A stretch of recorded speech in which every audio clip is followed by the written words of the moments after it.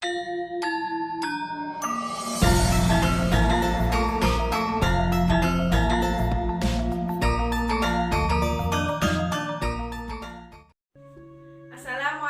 warahmatullahi wabarakatuh.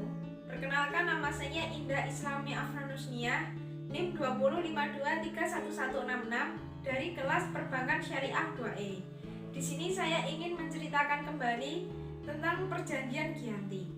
Perjanjian Giyanti merupakan peristiwa sejarah waktu silam. Situs ini muncul sebagai perekat para kolektif masyarakat dengan peristiwa tersebut. Peristiwa ini lahir sebagai segitiga politik antara Pakubuwana III, Pangeran Mangkubumi, dan Perserikatan Perusahaan Dagang India Belanda atau VOC pada tanggal 13 Februari 1755. Nama Giyanti ini sendiri diperoleh dari nama tempat untuk penandatangannya di Desa Janti. Pada pelafalan Belanda tertulis Giyanti. Tempat ini sekarang terkenal dengan Dukuh Kraton, Janti Harjo, Karanganyar, Jawa Tengah. Di masa silam, perjanjian ini dibuat dalam rangka meredakan api konflik yang telah terjadi berlarut-larut. Pasca perpindahannya Keraton Surakarta, api dari peristiwa geger pecinan ternyata belum mati. Ketika itu Mangkubumi yang membantu Pakubuwana dalam meredakan api konflik mendapatkan sebidang tanah dari Pakubuwana II. Namun, luas tanah yang diberikan menimbulkan rasa cemburu. Salah seorang pangeran mengeluh ketidakadilan pada Gubernur Jenderal Bravon van Imhoff. Jenderal tersebut lantas mengeluarkan keputusan yang membuat tanah tersebut tidak jadi dimiliki oleh Mangkubumi. Disitulah perang Mangkubumen terjadi. Puluhan prajurit Jawa saling berperangan.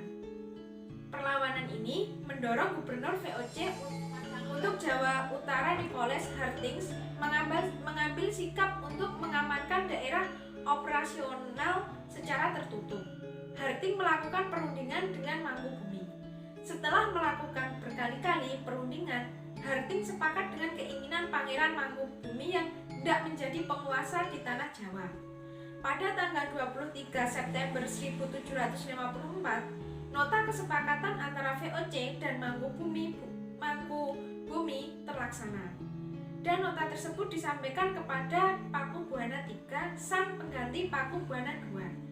Nota tersebut menyatakan bahwa Mangkubumi mendapatkan hasil wilayah pada 4 November 1754. Pakubuwana III menyatakan persetujuan terhadap hasil perundingan Gubernur Jawa Utara dengan Mangkubumi tersebut. Surat pernyataan tersebut disampaikan oleh Pakubuwana III kepada Gubernur Jenderal VOC Georges Mousel. Kesepakatan ini mendorong terjadinya sebuah perjanjian besar yang ditandatangani di Desa Giyanti, berada di kilometer sebelah timur Surakarta. Penandatangan Giyanti ini menjadi pangkal dari terbelahnya Pulau Jawa menjadi dua bagian atau yang dikenal dengan istilah Palihan Nagari.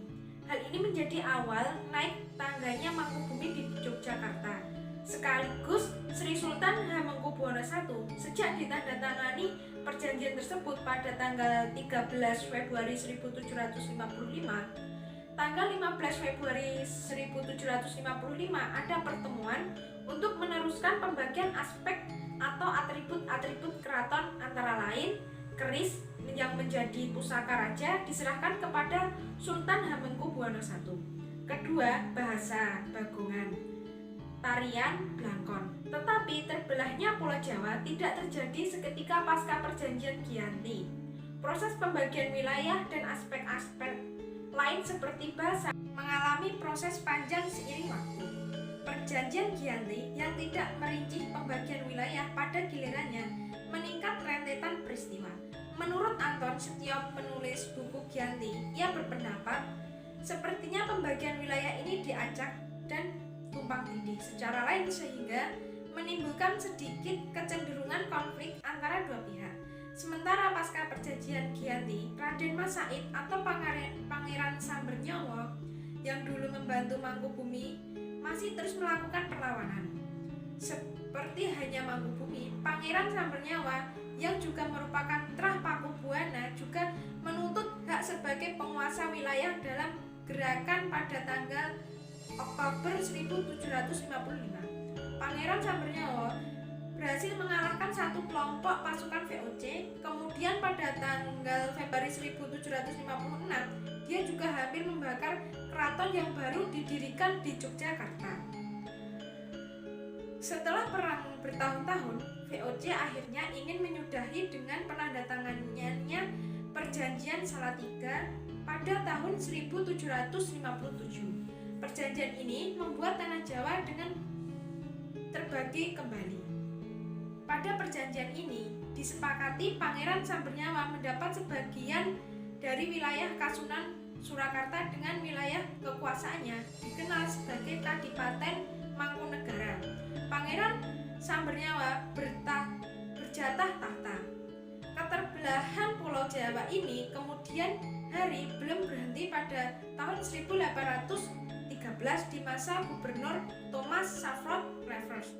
Kesultanan Jogja juga terbelah dengan lahirnya Pakualam. Dengan demikian tanah Jawa kemudian memiliki 4 daerah pemerintahan masing-masing tumbuh dengan perbedaan orientasi politik dan model. Hal ini mengantarkan Jawa rupa yang beragam. Di saat muncul Republik Indonesia, Kasunan Surakarta dan Kadipaten Mangkunegara menjadi situs cagar budaya, sementara wilayah Yogyakarta yang di dalamnya juga terdapat Pakualam menjadi daerah istimewa Yogyakarta.